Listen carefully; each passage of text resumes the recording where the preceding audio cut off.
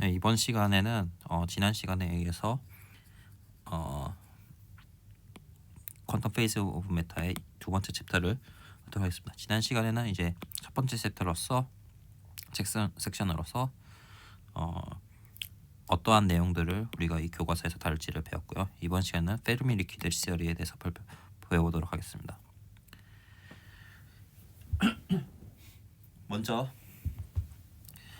상호작용이 없는 프리 일렉트론 가스에 대해서 얘기한 뒤에 상호작용이 있는 가스에 대해서 살펴보고 그 다음에 물리량으로서 비열과 압축률, 그 다음에 이제 다이나믹 리스폰스 펑션과 그린 함수와 이제 준입자의 라이프 타임에 대해서 공부하도록 하겠습니다. 먼저 페르미 리퀴드 2장에서는 상호작용이 작용하는 전자계에서 준입자 개념이 어떻게 유효한지, 그리고 물리량들이 어떻게 보정되는지를 보이도록 하겠습니다. 먼저 프리 일렉트론 가스에 대해서 살펴보면 이 상호작용이 없는 전자의 기본 상태를 정의합니다. 해밀토니안은 다음과 같이 지워주고요. 이때 이제 해밀토니안의 우리가 이제 에너지, 운동량 에너지 빼기 케미컬 포텐셜을 고려해서 페르미 레벨은 0인 상태를 고려하도록 하겠습니다. 바닥 상태는 페르미 레벨 0보다 에너지가 작은 입자들을 전부 크리에이션하는 상태가 되겠습니다. 이때 페르미 서페이스는 이 에너지가 0이 되는 운동량 공간의 표면이 됩니다. 익사이테이션으로서는 두 가지를 고려할 수 있는데, 하나는 파티클과 하나는 홀입니다. 파티클의 경우는 이제 페르미 레벨이 있으면 P가 페르미 면 밖에 있는 상황에서 전자를 생성하는 거고요. 그라운드 스테이트에서. 그리고 페르미 면 내부에 있는 P가 내부에 있고 그것을 이제 지워주는 어네일레이션 시켜주는 그 상태가 이제 홀 크리에이션이 되겠습니다. 바이 데피니션 에너지는 둘 다 입실론 P의 절대값이 되겠습니다. 다음과 같이 익사이테이션 에너지와 홀이고요. 여기가 홀이게 되고 여기가 파티클이 되는 상황이 되겠습니다. 이제 인터랙션을 턴온 시켰을 때에 대해서 살펴보겠습니다. 상호작용이 켜져도 자유전자 상태와 1대1 대응이 되는 단월적 연속성을 가정하겠습니다. 러틴저 정리는 지난 시간에도 잠깐 나왔는데, 상호작용에 의해 페르미면의 모양이 바뀔 수 있지만 부피는 보존된다는 것입니다. 이제 P0를 페르미면 위의 점으로 생각하겠습니다. 그리고 n을 법선 벡터로 할 때 P가 P0 근처에서는 다음과 같은 선형근사를 세울 수 있습니다. 그러니까 페르미면이 있고 P0가 있는데 여기에 법선 벡터 n을 고려하는 상황입니다. 그러면은 다음과 같은 것을 고려할 수 있습니다. 이제 V 선형근사를 하면 다음과 같이 에너지 분산이 되고요. 이때 VF는 페르미 벨로시티로서 PF 나누기 M 스타가 됩니다. 이 M 스타는 상호작용이 반영된 유효 질량이 되겠습니다. 란다우 에너지 범함수는 준입자의 바닥 상태를 자유전자의 바닥 상태와 같은 형태로 정의를 하는 것입니다. 그러니까 T가 0일 때 N0는 다음과 같이 1이고요. 그리고 페르면의 바깥쪽은 이제 비어 있는 상태를 고려하는 것입니다. 그다음에 이제 익사이티드 된 분포를 MP라고 했을 때 바닥 상태로부터의 차이를 이제 델타 N으로 정의하겠습니다. 그러니까 델타 N이 다음과 같이 되겠죠. 상호작용하는 개의 총 에너지 E는 모든 준입자 분포의 함수, 즉 범함수입니다. 시스템이 바닥 상태 근처에 있다면 에너지를 바닥 상태 에너지 E0에서 델타 N에 대해서 테일러 전개할 수 있습니다. 테일러 전개하게 되면은 먼저 1항과 그러니까 델타 N에 대한 1차 항과 2차 항, 그다음에 3차 항, 4차 항이 있겠죠. 근데 우리가 T가 작을 때는 여기까지 전개하는 게 가장 리딩 오더가 됩니다. 1차 항은 준입자를 하나 추가했을 때 에너지 변화량으로서 이게 이제 입실론 P가 되겠습니다. 2항은 이제 P에 있는 준입자와 K에 있는 준입자 사이의 상호작용을 나타냅니다. 이때 이 이계도 함수를 란다우는 F pk 나누기 v 볼륨으로 시스템 볼륨으로 정의합니다. 즉 이러한 정의를 하면은 다음과 같이 기술이 된다는 것을 알 수 있습니다. 근사의 정강성으로서는 이제 저온원에서 이 입실론 P는 KBT에 지금 KB는 1로 가정하고 있습니다. 그래서 KBT 정도의 에너지 스케일이고 이 델타 N도 T의 에너지 스케일이라는 것을 알 수 있습니다. 그리고 둘 다 여기는 이제 T 제곱이 되겠고요. 여기도 이제 T 제곱이 됩니다. 그 뒤에 이제 델타 N의 3승 오도부터는 T의 3승이 되기 때문에 T가 매우 작은 영역에서는 이 두 가지 항이 리딩 오더가 됩니다. 물리적 의미는 이제 상호작용이 있는 계에서도 준입자라는 개념이 유효하다면 전체 에너지는 각 준입자의 에너지 합뿐만 아니라 준입자끼리의 상호작용을 하는 항을 고려해야 된다는 것입니다. 스페시피키 비열에 대해서 살펴보겠습니다. 이 비열은 에너지의 시간 변화, 타임 변화에 대한 것이죠. 이제 열적 뜸뜸을 생각하면은 델타 N P는 F의 실론 P 마이너스 N0가 된다. 이 페르미 디락 디스트리뷰션이 되겠습니다. 그 다음에 이제 위에서 나온 이퀘이션들과 그리고 이러한 다음과 같은 성질을 이용하면은 델타 N P가 오드 펑션이라는 것을 알 수 있습니다. 즉 늘어난 준입자 수와 비어버린 준 홀의 수가 대칭을 이룬다는 것입니다. 란다우 범함수에 대입하면은 기함수 성질 때문에 이 상호작용항은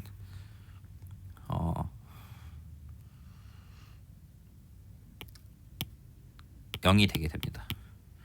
즉 물리적 이유로서는 상호작용항은 준입자의 총 밀도 변화에 의존하는데 열적 들등 상태는 준입자와 준홀이 똑같은 만큼 생기므로 전체 밀도의 밀도 변화의 합은 0이 된다는 것입니다. 결론은 상호작용항이 사라지므로 에너지는 자유전자계와 수학적으로 동일한 형태가 됩니다. 따라서 비열은 이제 감마 T로 온도에 비례하는 자유전자 똑같은 형이 됩니다. 하지만 차이점이 있는데 이제 이 감마에 들어가는 상태 밀도 G0이 자유전자 질량의 M이 아니라 M 스타가 된다는 것입니다. 그러니까 감마가 다음과 같이 정해지게 되고요. 그리고 이 G0는 예를 들어 3D에서는 다음과 같은 값이 됩니다. 실제 비열을 측정했을 때 자유전자의 이론의 예측은 맞지만 기울기가 이제 이론값과 다른 이유는 페르미 액체의 이론이 설명해 준다는 것을 알 수 있습니다. 이제 컴프레서빌리티 압축률에 대해서 살펴보면은 이제 비열 교역과에서는 온도에 대한 들뜸이 상호작용의 상세였지만 압축률에서는 화학 포텐셜을 변화시키는데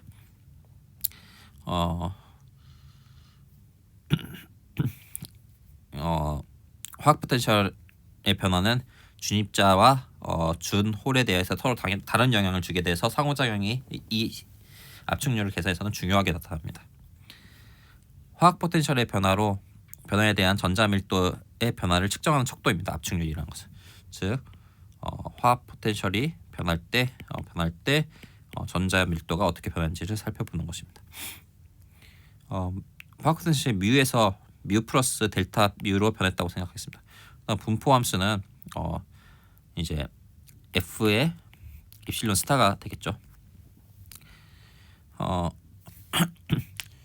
유효 에너지는 이제 준입자 하나가 실제로 갖는 에너지를 나타냅니다.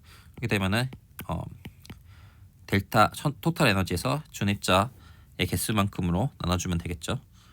개수만큼 나눠주면은 입실론 p가 원래 입실론 p가 2n분의 k 제곱에 h바 k 제곱에 뮤였는데 뮤가 변했으므로 다음 같은 값을 갖고 델타 n으로 나누는 게 되면은 다음 같은 상호작용으로부터 오는 항이 있다는 것을 알 수 있습니다. 그러면은 이제 델타 에너지를 구하기 위해서는 이 유효 에너지를 구하기 위해서는 델타 n이 필요하다는 것을 알겠는데 이 델타는 다시 유효 에너지의 함수가 된다는 것을 알 수 있습니다. 즉 이 식을 셀프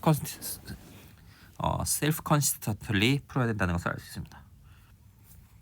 저온 극한을 생각하면 t가 0으로 가는 경우를 생각하면은 다음과 같은 델타 펑션이 되는 성질이 있습니다.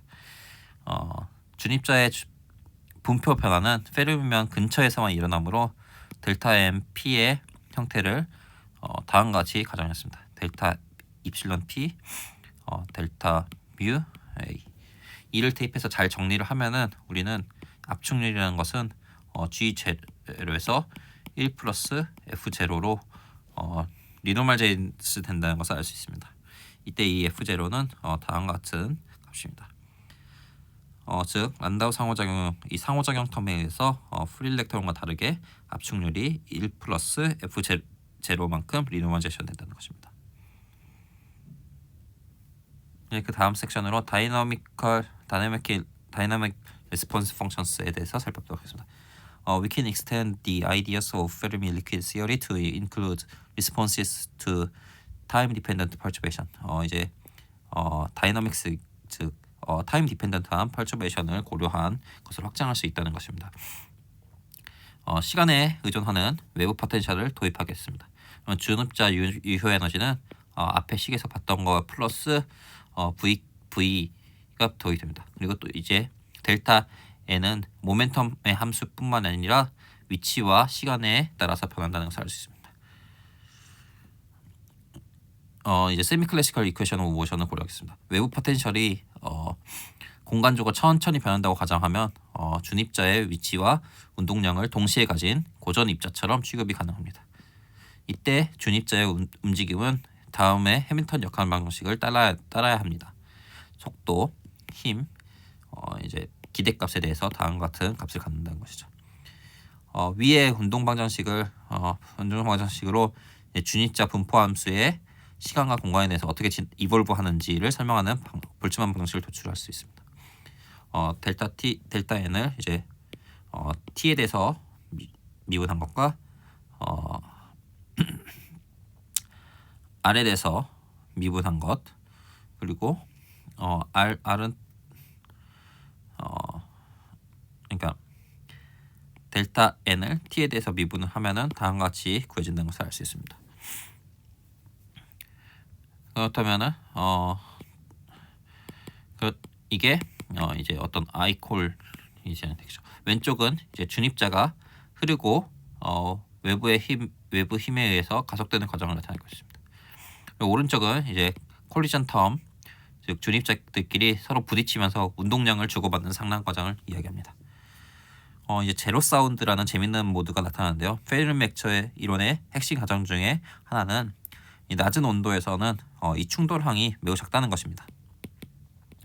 그래서 충돌항을 무시하고 볼츠만 이퀘이션을 풀면은 우리가 제로 사운드라는 현상이 나타납니다.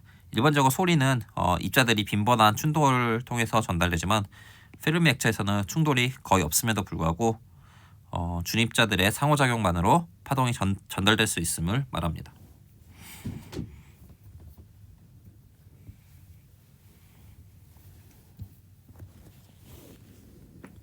이를 제로 사운드로 부르고 페르미 액체가 갖는 독특한 집단적 진동 모드입니다. 실은 이제 전하를 갖게 되면은 이 플라즈마 프리퀀시로 가서 실제로 전하가 중성인 상태에서만 이러한 제로 사운드가 측정이 되는데요. 헬리움 3에서 살펴볼 수 있습니다.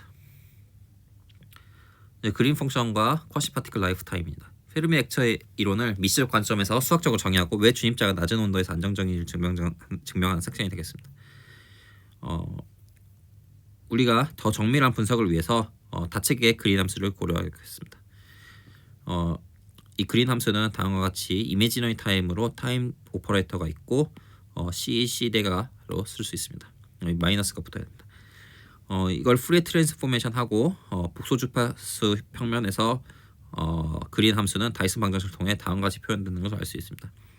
이때 입실론 제로는 배어 상태의 전자 분산 가격 에너지 디스퍼전이고요. 그리고 이 시그마는 자기 에너지 셀프 에너지라고 불리며 복잡한 전자 간의 상호작용을 모두 담고 있는 항이라고 생각할 수 있습니다. 중입자의 실체는 그린 함수의 극으로 표현됩니다. 페르미 액체에서 중입자가 존재한다는 것은 그린 함수의 복수 평면의 특정 지점에 분모가 0이 되는 지점이 존재한다는 것을 알립니다. 극의 위치는 이제 입실론 p 마이너스 i 감마 p로 그려주고요. 여기가 이제 리얼 파트가 됐고요. 이미지너리 복소 평면이 되겠습니다.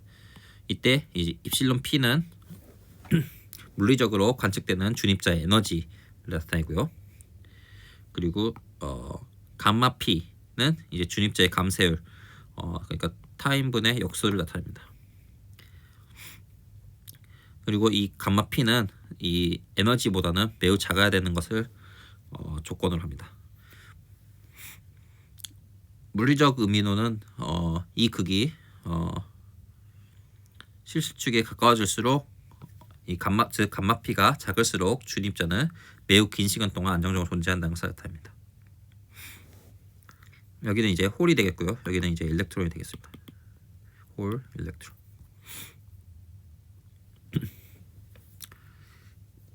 이제 레지듀라는 걸 살펴볼 수 있습니다. 상호작용이 있는 개의 그린 함수는 중입자 부분과 인코리렌트 파트로 나눌 수 있습니다. 이때 이 ZP를 중입자 레지듀 잔여값이라 하고 실제 전자가 중입자에 얼마나 겹쳐 있는지를 나타냅니다. It equals the square of the overlap between the free and quasi-particle wave functions. 그리고 이 ZP는 어떻게 측정을 하냐면 NE를 고려하겠습니다. 이 NE는 일렉트론의 존재 확률이고요. 밀도고요. 그리고 이게 그리고 온도가 0일 때 우리가 앞에서 봤듯이 N, 0, P 중입자의 밀도는 다음과 같이 된다는 것을 알고 있습니다. 근데 여기서 이 일렉트론은 중입자가 아닌 일렉트론의 밀도는 다음과 같이 표시가 된다는 것이고요. 그다음에 이 N0P와 중입자와 배어 전자의 이 겹치는 부분 크기만큼 얘는 이제 전자와 비슷한 중입자로 생각할 수 있다는 것입니다. 이제 중입자와 이 G 인코이렌트 파트는 중입자로 설명되지 않는 배경성과 같은 들뜸을 나타내겠습니다. 그러면 이 ZP가 작다는 것은 중입자 부분이 매우 작다는 것인데요. 이는 중입자 레지드가 작다는 것은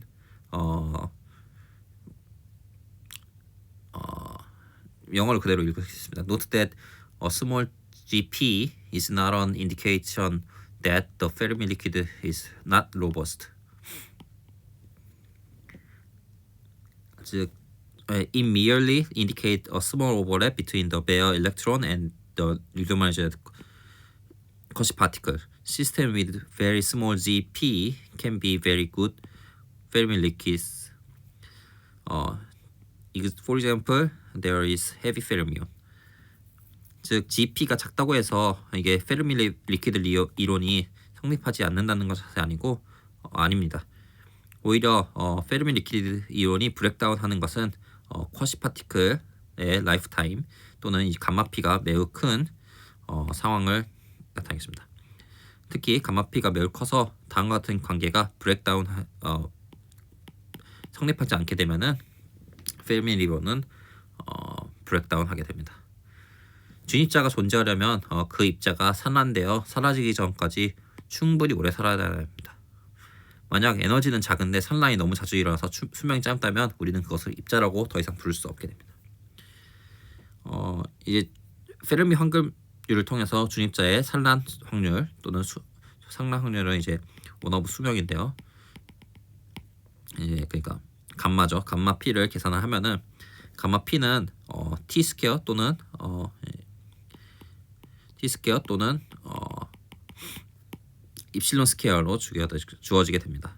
즉 T가 이제 에너지 입실론이 에너지 스케일이잖아요. 그러니까 산란율은 T 스퀘어가 되고 T가 매우 작은 상황이면은 이 산란율이 훨씬 더 작다는 거죠. 따라서 에너지가 낮을수록 이 T가 낮을수록 페르미면에 가까워진다는 것입니다. 준입자는 수명이 거의 무한대인 낮을수록 준입자는 수명이 거의 무한대인 아주 명확한 입자처럼 행동하게 된다는 것입니다. 이 그린 함수를 통해서 우리는 페르미면의 엄밀한 정의를 할 수 있습니다. 이를 이용하면 T = 0에서 그린 함수의 역수가 0이 되는 지점으로 우리는 페르미 면을 정의할 수 있게 됐습니다. 이 정의는 이제 상호작용이 아무리 강해도 페르미면의 부피가 보존된다는 루틴저 정리를 증명하는 기초가 됩니다. 이번 시간에는 여기까지 하겠습니다. 감사합니다.